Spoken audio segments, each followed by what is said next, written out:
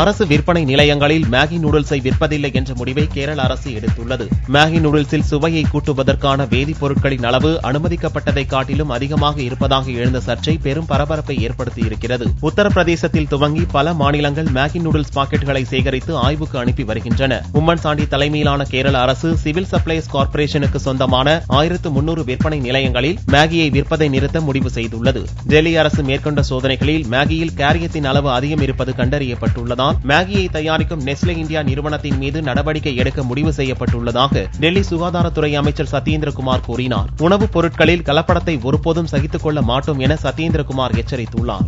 இலங்கை அடாவடியை கண்டித்து ராமேஸ்வரம் துறைமுகத்தில் மீனவர்கள் போராட்டத்தில் ஈடுபட்டனர். கச்சத்தீவு அருகே மீன்பிடித்த ராமேஸ்வரம் பகுதியைச் சேர்ந்த 14 மீனவர்களை இலங்கை கடற்படையினர் சிறைப்பிடித்து சென்றனர். கைதான மீனவர்களை உடனடியாக விடுவிக்க வலியுறுத்தி ராமேஸ்வரம் துறைமுகத்தில் டோக்கன் வழங்கும் மையம் அருகே மீனவர்கள் புதனன்று திடீர் ஆர்ப்பாட்டத்தில் ஈடுபட்டனர். 200க்கும் மேற்பட்ட மீனவர்கள் போராட்டத்தில் கலந்து கொண்டு இலங்கை அரசுக்கு கண்டன கோஷங்களை முழங்கினர். மீனவர் பிரச்சினையில் மத்திய மாநில அரசுகள் மெத்தனமாக இருப்பதாகவும் குற்றம் சாட்டினர். கைதான மீனவர்களை 12ஆம் தேதிக்குள் விடுவிக்காவிட்டால் மாநில அளவில் மிகப்பெரிய போராட்டம் நடத்தப்படும் என்று ராமேஸ்வரம் மீனவர் சங்க தலைவர் தேவதாஸ் எச்சரித்துள்ளார். இலங்கை சிறைப்பிடித்த 14 மீனவர்களை மீட்க நடவடிக்கை எடுக்கும்படி பிரதமருக்கு ஜெயலலிதா கடிதம் அனுப்பியுள்ளார். 45 நாள் மீன்பிடி தடைக்காலம் முடிந்து கச்சத்தீவு அருகே திங்களன்று 3 படகுகளில் மீன்பிடித்துக் கொண்டிருந்த 14 ராமேஸ்வரம் மீனவர்களை இலங்கை கடற்படை கைது செய்துள்ளது. அவர்கள் இலங்கையில் உள்ள மன்னார் நீதிமன்றத்தில் ஆஜர்படுத்தப்பட்டு அனுராதபுரம் சிறையில் அடைக்கப்பட்டனர். இந்த சம்பவம் தொடர்பாக பிரதமர் நரேந்திர மோடிக்கு கடிதம் அனுப்பியுள்ள முதல்வர் ஜெயலலிதா கைதான 14 மீனவர்களையும் படகுகளையும் உடனடியாக மீட்க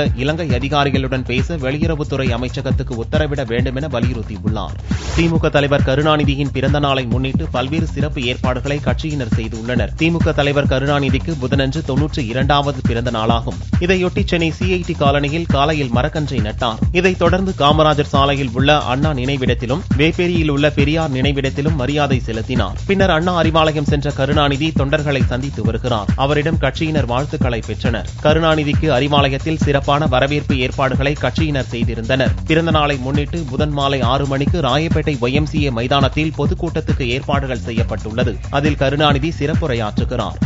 சுனந்தா இயற்கையான முறையிலேயே இறந்ததாக சான்று தரும்படி நெருக்கடி வந்ததாக டாக்டர் அதிர்ச்சி தகவலை வெளியிட்டுள்ளார். முன்னாள் மத்திய அமைச்சரும் காங்கிரஸ் எம்பியுமான சசி தரூரின் மனைவி சுனந்தா புஷ்கர் கடந்த ஆண்டு டெல்லி நட்சத்திர ஹோட்டலில் மர்மமான முறையில் இறந்து கிடந்தார். சுனந்தா சாவின் மர்ம முடிச்சுகள் அவிழாத நிலையில் சுனந்தாவின் உடலை பிரேத பரிசோதனை செய்த எய்ம்ஸ் மருத்துவமனையின் தடயவியல் துறை முன்னாள் இயக்குநர் டாக்டர் சுதீர் குப்தா மத்திய சுகாதாரத்துறை அமைச்சர் JP நட்டாவுக்கு கடிதம் அனுப்பியுள்ளார். சுனந்தா இயற்கையான முறையில் இறந்ததாக சான்றிதழ் வழங்கும்படி தனக்கு நெருக்கடி கொடுக்கப்பட்டதாகவும் அவ்வாறு சான்று தர மறுத்தபோது தான் முந்தைய காங்கிரஸ் கூட்டணி அரசால் பழிவாங்கப்பட்டதாகவும் அந்த கடிதத்தில் அதிர்ச்சி தகவலை சுதீர் குப்தா வெளியிட்டுள்ளார். போலி பிரேத பரிசோதனை அறிக்கை தயார் செய்ய எய்ம்ஸ் மருத்துவமனை இயக்குநர் MC மிஸ்ராவும் அப்போது மத்திய அமைச்சராக இருந்த சசி தரூரும் சதி செய்ததாகவும் டாக்டர் சுதீர் குப்தா குற்றம் சாட்டியுள்ளார். சுனந்தா சாவு தொடர்பாக டெல்லி போலீசார் இந்த ஆண்டின் துவக்கத்தில் கொலை வழக்கு பதிவு செய்ததோடு சசி தரூரிடமும் விசாரணை நடத்தினர் என்பது குறிப்பிடத்தக்கது. நில மசோதா தொடர்பான பார்லிமென்ட் கூட்டுக்குழுவில் இருந்து விலகுவது குறித்து சில எதிர்க்கட்சிகள் ஆலோசித்து வருகின்றன.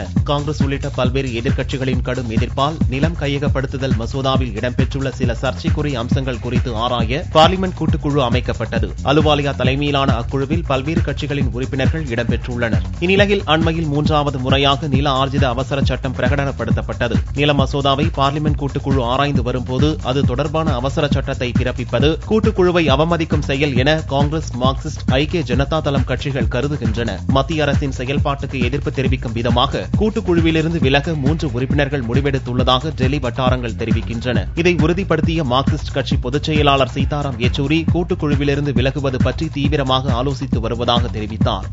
RK நகர் இடைத்தேர்தலில் புதனன்று வேட்புமனு தாக்கல் துவங்க உள்ள நிலையில் முதல்வர் ஜெயலலிதா 5ஆம் தேதி மனு தாக்கல் செய்கிறார். RK நகர் சட்டசபை தொகுதிக்கு ஜூன் 27ஆம் தேதி இடைத்தேர்தல் நடத்தப்படும் என்று தேர்தல் ஆணையம் அறிவித்துள்ளது. அதற்கான வேட்புமனு தாக்கல் புதன்கிழமை தொடங்கி 10ஆம் தேதி வரை நடக்கிறது. தேர்தலில் போட்டியிட விரும்புபவர்கள் தண்டையார்பேட்டையில் உள்ள சென்னை மாநகராட்சி மண்டல அலுவலகம் 4இல் தேர்தல் அதிகாரி சௌரி ராஜனிடம் வேட்புமனு தாக்கல் செய்ய வேண்டும். சென்னை மாநகராட்சி தலைமையகமான ரிப்பன் மாளிகையிலும் வேட்புமனு தாக்கல் செய்ய ஏற்பாடுகள் செய்யப்பட்டுள்ளன. வேட்புமனுக்கள் பரிசீலனை 11ஆம் தேதியும் மனுக்களை வாபஸ் பெற ஜூன் 13ஆம் தேதியும் நடக்கிறது. அதிமுக சார்பில் வேட்பாளராக அறிவிக்கப்பட்டுள்ள ஜெயலலிதா 5ஆம் தேதி வேட்புமனு தாக்கல் செய்ய உள்ளதாக தகவல்கள் தெரிவிக்கின்றன. ஜெயலலிதா விடுதலையை எதிர்த்து மேல்முறையீடு செய்ததில் அரசியல் காரணம் இல்லை என்று காங்கிரஸ் விளக்கம் அளித்துள்ளது. அகில இந்திய காங்கிரஸ் பொதுச் செயலாளர் செயலாளரும் முன்னாள் மத்திய அமைச்சருமான நாராயணசாமி செவ்வாயன்று செய்தியாளர்களை சந்தித்தார். சொத்து குவிப்பு வழக்கில் தமிழக முதல்வர் ஜெயலலிதா விடுதலையை எதிர்த்து மேல்முறையீடு செய்ததில் காங்கிரசுக்கு எந்த அரசியல் உள்நோக்கமும் இல்லை என்றார். சட்ட விதிகளின் அடிப்படையிலேயே மேல்முறையீடு செய்ய கர்நாடக அரசு முடிவு செய்துள்ளதாகவும் நாராயணசாமி கூறினார். மணப்பாறை அருகே பட்டாசு குடோனில் ஏற்பட்ட தீயில் பல லட்சம் ரூபாய் மதிப்பிலான பொருட்கள் எரிந்து நாசமாகின. திருச்சி மணப்பாறை பொதுத்தெரு சாலையில் தனியாருக்கு சொந்தமான கட்டடத்தில் பட்டாசு குடோன் ஒன்று இயங்கி வருகிறது. இந்த குடோனில் நோட்டு புத்தகம் மற்றும் எழுது பொருட்கள் வைக்கப்பட்டிருந்தன. இந்நிலையில் குடோனில் திடீரென்று தீ விபத்து ஏற்பட்டது. பயங்கர சத்தத்துடன் பட்டாசுகள் வெடித்தன. தகவல் அறிந்து விரைந்து வந்த தீயணைப்பு மற்றும் மீட்புத் துறையினர் பல மணி நேரம் போராடி தீயை அணைத்தனர். இந்த விபத்தில் பட்டாசு பொருட்கள் மற்றும் நோட்டு புத்தகங்கள் உட்பட பல லட்சம் ரூபாய் மதிப்பிலான பொருட்கள் எரிந்து நாசமாகின. புதிய சாலை பாதுகாப்பு சட்டத்தை கைவிடக் கோரி விழுப்புரத்தில் வாகன பழுது பார்ப்போர் நலச்சங்கத்தினர் உண்ணாவிரதம் இருந்தனர். புதிய சாலை பாதுகாப்பு சட்டத்தை கொண்டுவர மத்திய அரசு திட்டமிட்டுள்ளது. அந்த சட்டம் அமலுக்கு வந்தால் தமிழகத்தில் மோட்டார் தொழிலில் ஈடுபடும் 7 லட்சம் குடும்பங்கள் பாதிக்கப்படுவார்கள் என்றும், அதனால் அந்த சட்டத்தை கைவிட வலியுறுத்தியும் தமிழ்நாடு அனைத்து மோட்டார் வாகன பழுது பார்ப்போர் சங்கம் சார்பில் விழுப்புரம் புதிய பேருந்து நிலையத்தில் உண்ணாவிரத போராட்டம் நடந்தது. இதையொட்டி மெக்கானிக் ஷெட்டுகளை மூடிவிட்டு அதன் உரிமையாளர்களும் தொழிலாளர்களும் உண்ணாவிரதத்தில் கலந்து கொண்டனர். லஞ்ச வழக்கில் IAS அதிகாரி ககன்தீப் சிங் பேடி விழுப்புரம் நீதிமன்றத்தில் ஆஜராகி சாட்சியம் அளித்தார். விழுப்புரம் மாவட்டம் உளுந்தூர்பேட்டை அரசு ஆதிதிராவிட மாணவர் விடுதியில் பணியாற்றிய அதியமான் என்ற பட்டதாரி ஆசிரியரிடம் இடம் மாறுதலுக்காக 50,000 ரூபாய் லஞ்சம் வாங்கிய மாவட்ட ஆதிதிராவிட நலத்துறை நல அலுவலர் துணைவேந்தரை லஞ்ச ஒழிப்புத்துறை அதிகாரிகள் கைது செய்தனர். இது தொடர்பான வழக்கு விசாரணை செவ்வாயன்று விழுப்புரத்தில் உள்ள ஊழல் தடுப்பு சிறப்பு நீதிமன்றத்தில் நடைபெற்றது. இந்த வழக்கின் முக்கிய சாட்சியான தமிழ்நாடு உள்ளாட்சித்துறை செயலர் ககன்தீப் சிங் பேடி நீதிமன்றத்தில் நேரில் ஆஜராகி துணைவேந்தர் மீது வழக்கு தொடர அனுமதி வழங்கியது குறித்து சாட்சியம் அளித்தார். நீதிபதி சுந்தரமூர்த்தி சாட்சியத்தை பதிவு செய்தார். இதையடுத்து வழக்கு தேதி குறிப்பிடப்படாமல் ஒத்திவைக்கப்பட்டதை அடுத்து நீதிமன்றத்தில் பரபரப்பு ஏற்பட்டது.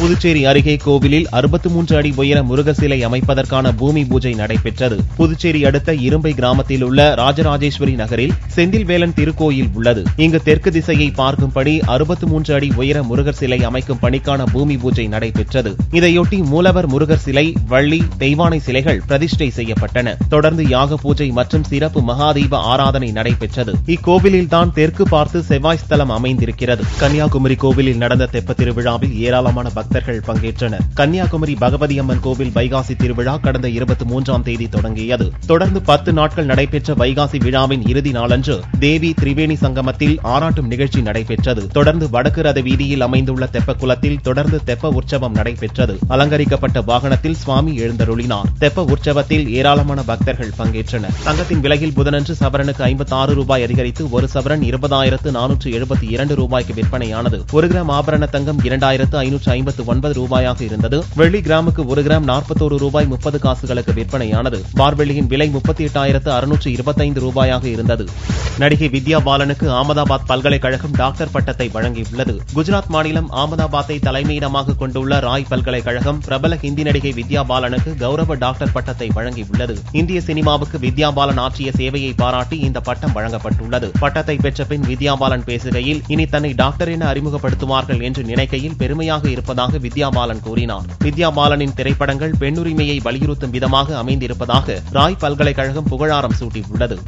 I'm deeply grateful to Rai University for this honor, and I'm extremely proud to be receiving the Honorary Doctor of Arts. Oh my God, that sounds